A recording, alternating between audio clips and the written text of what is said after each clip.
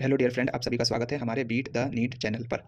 इस वीडियो में मैं बेसिक मैथ्स के कुछ रूल आपको सिखाने जा रहा हूँ। जैसे रूल ऑफ पावर आज हम पहले लेक्चर में बात करेंगे। Rule number 1, if power of any non zero number is zero then.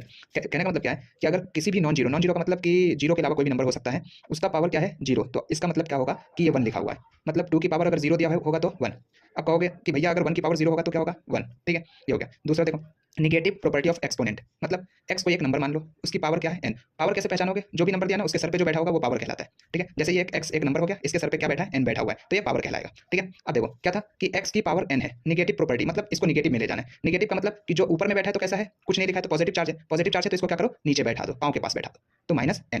ठीक है, जैसे एक एग्जाम्पल नंबर पे ले लेते हैं कि मैंने मान लिया 10 की पावर क्या है, 10 की पावर 2 दिया हुआ है। ठीक है, इसे निगेटिव में ले जाना है तो क्या करोगे, 10 की पावर 1/10 की पावर -2 ले लोगे। ठीक है, वैसे इसका उल्टा भी कर सकते हो। अगर कोई 10 की पावर माइनस 10 की पावर क्या दिया है, -2 दिया है। ठीक है, क्या दिया, -2।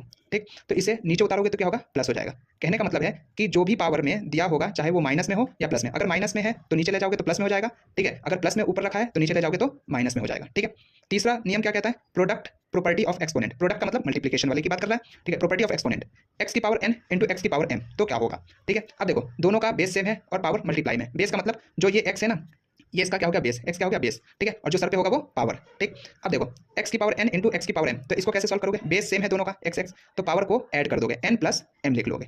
ठीक, अब इसमें नंबर देख लेते हैं एक एग्जाम्पल। जैसे 10 की पावर क्या है, 2 है, इंटू 10 की पावर 4 है। अब देखो ये ध्यान रखना कि बीच में मल्टीप्लाई होना चाहिए। ठीक है, वरना कई बार ऐसा होता है कि वो प्लस वाले भी आ जाते हैं। ठीक है, अब देखो 10 की पावर 2 मल्टीप्लाई में इंटू 10 की पावर 4 से, क्या है, दोनों का बेस सेम, मतलब इसका भी 10 है इसका भी 10 है, तो क्या करो 10 लिखो। ठीक है, पावर क्या है 2 इंटू 4, तो 2 प्लस 4 मतलब 2, सॉरी 10 की पावर क्या होगा, 2 प्लस 4 6, ये हो गया। ठीक है, अब देखो division property of exponent, x की पावर एन एक्स की पावर एम, इसे कैसे लिखेंगे, डिवीजन। डिवीजन का मतलब कि अब अभी क्या बताया था ऊपर में कि जो पावर होगी इसको मैं 1/xm है। ठीक है, तो सबसे पहले इसमें चेक करो बेस क्या है, सेम। सेम है तो लिख लो बेस को। अब जो पावर डिवीजन में है तो उसे क्या करोगे, माइनस कर दोगे। कब करोगे, जब बेस सेम होगा। अगर बेस डिफरेंट हो जाएगा तो ये रूल फेल्ड हो जाएगा। ठीक है, ये हो गया। अब नंबर से देख लेते हैं, जैसे 10 की पावर 4 दिया हुआ है और 10 की पावर 2 दिया हुआ है, तो इसे क्या करेंगे कि बेस दोनों का 10 10 सेम है तो 10 ले लिया। ठीक है, ऊपर में क्या है 4, नीचे में क्या है 2, तो उसे क्या कर देंगे माइनस, मतलब 10 की पावर 4 -2, 4 में से 2 जाएगा तो 10 की पावर 2। थैंक्स।